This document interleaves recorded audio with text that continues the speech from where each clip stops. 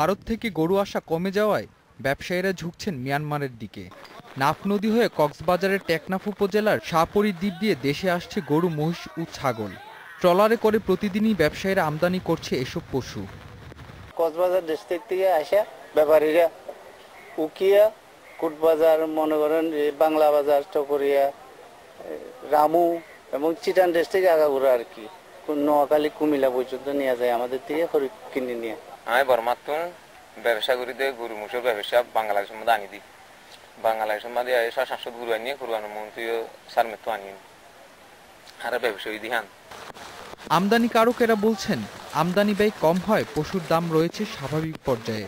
তবে দেশের বিভিন্ন স্থান থেকে আসা ব্যবসায়ীদের অভিযোগ, স্থানীয় পর্যায়ের আমদানিকারকেরা দাম হাঁকাচ্ছেন চড়া।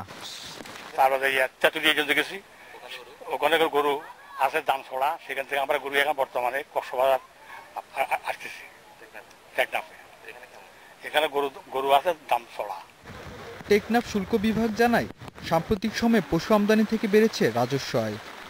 তো গত বছরের তুলনায় এবছর এ যাবৎ আমদানিকৃত পশুর পরিমাণ এই স্বল্প সময়ে 5,552টি।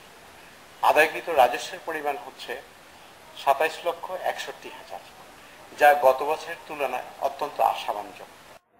গেল বছর কোরবানির ঈদে মিয়ানমার থেকে পশু আমদানি করা হয় মাত্র 26,000। তবে এবার আমদানির পরিমাণ কয়েক গুণ বেশি হবে বলে জানিয়েছেন ব্যবসায়ীরা। Independent news.